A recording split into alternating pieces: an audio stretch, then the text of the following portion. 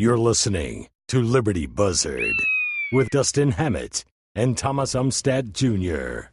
Episode 22. I'm Dustin Hammett. I'm Thomas Umstattd Jr. Welcome to the show where we pick at the news along the highway of American culture. And today we are recording before a live studio audience. So the news today won't shut up about the fact that Facebook is going to die. The Drudge Report said that it is on a death spiral because the stock has dropped several $billion. It lost 13% of its value, or to put the number in context, the number has dropped all the way to the point it was at in, wait for it, May of 2018. So the death spiral has only set them back 2 months in stock growth. Dustin, what are your thoughts?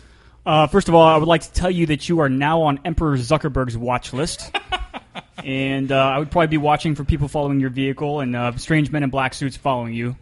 They don't need to follow you because everyone's phones with the Facebook app is recording you and tracking you everywhere you go. I meant following you on Facebook, Thomas. We were at the grocery store just a few days ago, and my wife made a comment about a certain type of product in the grocery store, and I kid you not, within 5 minutes she had an ad for a competing brand of that product on Facebook. And you think that your phone microphone isn't on right now? I would just like to say I welcome our Zuckerberg overlords, and please don't kill me or have me assassinated. Yeah, that would be bad. So the Facebook valuation, of course, you know, it's big news because it's Facebook and they're huge and they're all encompassing in our daily lives. And you know, back when they went public, however many years ago, it was a big deal. And now, anytime something bad happens to Facebook, it's kind of like Donald Trump. It's big news, right? Everybody loves to hate Zuckerberg and the big, bad, evil Facebook that is all in control of our lives. Well, and the media finds Facebook to be very threatening because Facebook controls, if you're a journalist, whether or not people see your story. So if your story goes viral on Facebook, it's really big. If it doesn't, hardly anyone sees it, and Facebook makes a lot of the money off of that traffic. So anytime they can hate on Facebook or hate on YouTube, they make this huge deal about it. They're like, oh, some YouTuber has been misbehaving, and it's in the news. And I think part of that is financially motivated because this is an existential threat of people being their own journalists takes journalists' actual jobs away, potentially. You know, ironically, Thomas, as I was going through Facebook this morning, which is pretty much the first thing I do every morning. I'm so sorry. I know. Yeah, I'm only partially kidding. I didn't see a single story on Facebook about the dramatic drop in value on Facebook stock. So I just don't understand what's going on here. It's obviously not really happening if it's not on Facebook. This is not the news story you're looking for. You can move along. These are not the droids you're looking for. I do think, though, that when it comes to this death spiral, we should talk a little bit about why the stock has dropped. And the reason the stock has dropped is because user growth is flat. So tech stocks typically get very big valuations, not because they're super profitable, because for years, tech companies didn't make any money. I remember for like a decade, no tech company seemed to want to make money. But they had these huge valuations because there was an anticipation of very high growth. That's why Tesla is so valuable, because there is an expectation that Tesla is going to take over the world. And what is hurting Facebook's finances is not the fact that they invade user privacy. No, investors love that. No, yeah, that's where awesome. the money's at. That's my no, favorite. the reason their stock has dropped is because their user growth is flat. So what's happening is that young people are leaving Facebook and old people are signing up for it, and they're about canceling each other out. And this is important because of the economics of social networks. There's actually a financial algorithm that can tell you the value of a social network. And I'm sorry, I don't remember the name of the scientist who coined this algorithm. But the value of a network is equal to the square of n minus 1. And n is the number of nodes on the network. So in a social network, it's the number of people. So if you have 1 billion people, 101 billion people, the value of the network is the square of a billion and 1 minus the 1. So it's a square of a billion. So the bigger the number gets, the value of the network gets bigger and bigger. So if you have the only fax machine in the world, it's worthless because there's no one to send a fax to. And if there's only 2 fax machines in the world, there's some value N minus one, there's one fax machine's worth of value. But if there's 1 million fax machines in the world, then that's a lot of value. You can fax anyone you want. But as people stop using fax machines, the value of your fax machine in your office gets less and less valuable. And that's the concern, is that if all the cool kids leave Facebook, then their parents may leave Facebook too, and me actually might have a death spiral, and Drudge Report won't be fake news after all. And therein lies the problem, Thomas, as everybody knows, is that Facebook is the social network of the older millennial generation. Ouch. I resemble that. I was in college when it came out. And that's what it was. Is back when we were in college, Thomas. This was the thing that all the cool kids do because we were young 20-year-olds and in college in that area right when Zuckerberg was doing his thing at Harvard. And I remember distinctly back when I had a MySpace account, back in the old days of the internet. What was that? 15 years ago now, something like that. That the new thing was Facebook, and I remember my roommate had a Facebook account. I'm like, what the heck is that? It's awesome. I want on it. But that was back in the days where you had to have an invite to have a Facebook account, which was kind of a big deal. Now anybody can have a Facebook account. The problem with that is that the younger generation doesn't want to have a Facebook account. And I think we have somebody here from our live studio audience who wants to comment on that. So, William, what do you have to say about that? Yeah, so I can tell you why, as a resident younger person who actually is weird and likes Facebook, is I can tell you why younger generation and what's been bugging me about Facebook, and why older people like Facebook, and it stems back to how media has been consumed nowadays versus when my parents were my age. So when my parents were my age, they'd watch TV and they'd watch whatever's on, and so you just turn on the TV and whatever's on is what you're going to watch, and maybe there's a TV guide, but it's very much dictated by the platform itself what you're going to watch. Now, me growing up, I can go to Netflix, I can go to YouTube, I can go to Amazon Prime and choose exactly what I want to watch when I want to watch it. And Facebook is very much that older model of they've got the robots and the algorithms telling you here's what's going to happen. Even when you watch a video on Facebook, they have autoplay, which is something that my parents love because it's like watching TV. It just plays the next video regardless. But I have no say on what's going to be the next video on autoplay, so I try to disable that as much as I can because I hate autoplay because I want to be the one controlling what I'm going to watch instead of the platform. So, William, I heard two things. I heard you say that you love Facebook and then tell me all the reasons you hate Facebook. Yes. Would that be accurate? Yes, and I think that might be why the stock is dropping. So I think we just found our reason, Thomas. So one of the reasons why Facebook stock has been so strong for so long is I remember when high schoolers were allowed on Facebook, there was this huge protest group started to protest the inclusion of high schoolers on the platform. And was the protest group formed on MySpace? No, it was formed on Facebook. And so when people are protesting the platform on the platform itself, it's an indication that they are so bought into the platform that it's very hard to leave. And this is that network power, that when you have enough nodes, it becomes almost impossible to leave. But when you do, you have that same exponential number working back the other way. Now, Facebook's algorithm, it really is powerful. And I remember the first time this happened, I think I've talked about this in the past, but it was Chick-fil-A Appreciation Day. Have you heard the story of Chick-fil-A Appreciation Day? I have, but why don't you tell us again? So, I think it was Huckabee or somebody wanted to say, hey, we want to support Chick-fil-A because they've been getting a lot of negative press because the founder believed in traditional marriage and didn't believe in gay marriage, which had nothing to do with Chick-fil-A's corporate policies or anything related to the company, just the private political opinions of the founder. And there was this big boycott, and they wanted to have this big Chick-fil-A Appreciation Day, and the lines for Chick-fil-A were around the block. It was this huge national event, and it was a big Facebook event until suddenly every reference to Chick-fil-A Appreciation Day disappeared on Facebook and disappeared for 8 hours until Mike Huckabee got on primetime news and called Facebook out on it on television, and suddenly all of the mentions of Chick-fil-A Appreciation Day came back. And it was interesting because Ted Cruz asked Mark Zuckerberg about that in his most recent deposition before the Senate. And Zuckerberg's answer was, Silicon Valley's full of lots of leftists. And that is a challenge that we have to face. Like, Zuckerberg is very transparent about the fact that Facebook is run by liberal nerds who have opinions, and he's like, we try not to censor, but when the whole company believes one thing, it's really hard to actually be that neutral, unbiased source. And so I think it's important to realize that when you're on Facebook, you are seeing a filtered view of the world, and it's mostly filtered based off of who you are and what you want. The algorithm's trying to keep you on Facebook.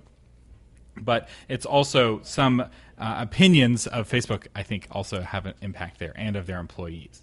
So I think, Mark Zuckerberg, when you listen to this podcast, here's my advice to you, okay? I think what really dug Twitter out of the hole and made it relevant again, to whatever extent it is relevant these days, is President Trump. So if you can either pay Donald Trump to start using your platform or find somebody similar to that, I think your problems will be solved. I don't know who that person would be. Do you have any idea who that person would be, Thomas? So the Democrats at some point are going to pick somebody to run against Donald Trump. They don't seem to be in any hurry, but that would be the person I would pick, is whoever the Democrat candidate is. Maybe Biden. Biden can be the king of Facebook. And Trump can be king of Twitter? Yeah, Twitter is red team, Facebook is blue team. You made a comment earlier about the users of a platform advocating the protesting of the platform on the platform itself. And speaking of Twitter, I follow James Wood on Twitter just because he's hilarious. And he tweeted this about 5 hours ago. I urge every Twitter user who has had an account shadow banned to sell all stock holdings on Twitter. Hit these creeps and their stock value. It's the only way to fight this bias. We fought at Facebook, whose stock is down, and at CNN, ratings are down, and won. It works. At Twitter is next. James Wood tweets about 5 million times a day, and he is now advocating attacking Twitter, which to me is ironically hilarious. Yeah, because CNN's numbers aren't actually down. The 2016 election was the best thing to happen to CNN's ratings. The New York Times is making more money than they have in years.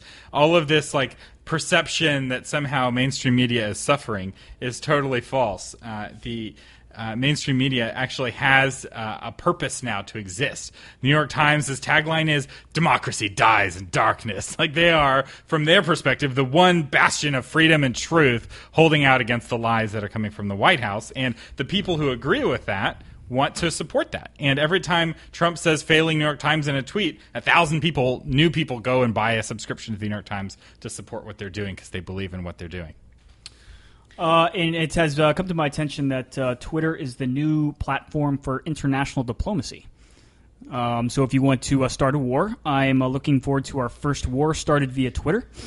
It's going to go beyond your typical Twitter war. It should be kind of interesting. So during the Cuban Missile Crisis, we did not have a red phone to the Kremlin. If Kennedy wanted to talk to Khrushchev, there was no quick and easy way to do it. And when they both wanted to back down, when we'd kind of hit peak crisis and we're like, hey, maybe we should not blow up the world, Khrushchev, when he wanted to send a message to Kennedy and say, hey, we're backing down, we're moving the missiles, blah, blah, blah, he couldn't send it as a message to the embassy. That would be too slow. So what Khrushchev did was he got on the radio and he announced it as a broadcast to anyone listening on the radio, and it was echoed, and within minutes it was heard in Washington.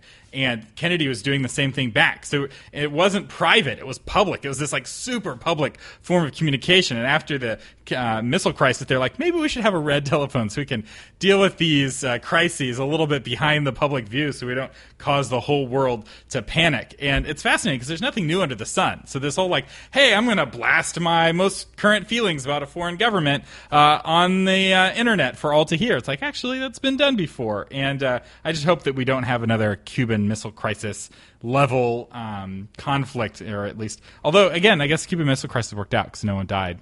So we did back down at the last minute. Yeah, I guess it kind of worked out in the end. Yeah. Trusting people not to blow up the world when they have the power to blow up the world, I don't know if I trust people that much. I feel like we were very fortunate that it didn't end humanity as we know it, where there's a few survivors crawling through the rubble, hunting, mutated lizards and living in a Mad Max dystopian future. Yeah, but it makes great movies. It does make, and good video games, too. Did you read the president's latest tweet? I have not. Enlighten us on the president's latest tweet. I'll give you the short version. He basically said that the U.S. is going to impose large sanctions on Turkey for their long-time detainment of Pastor Andrew Brunson, a great Christian family man and wonderful human being, etc., etc. and that's just a little taste of diplomacy by Twitter. Which Why is he doing this now? They just let him out of jail yesterday. He's finally in house arrest, which I can tell you, I know people who've been in Turkish prisons, and they are the worst.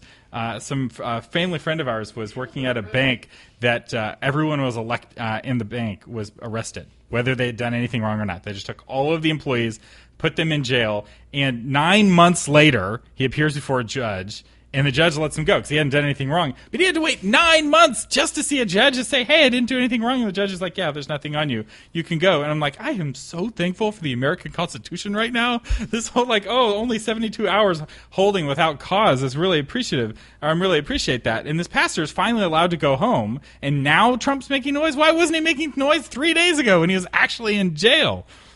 I don't have an answer to that question, but I'm certain he's going to claim credit for all of this, but that's neither here nor there.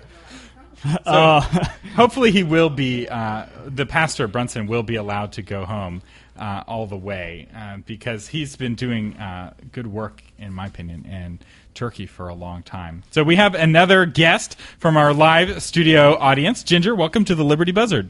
Thank you. I just wanted to say that Trump has made a big public statement about Andrew Brunson and has pushed hard for his release. In previous tweets? Tweets and in official statements, both.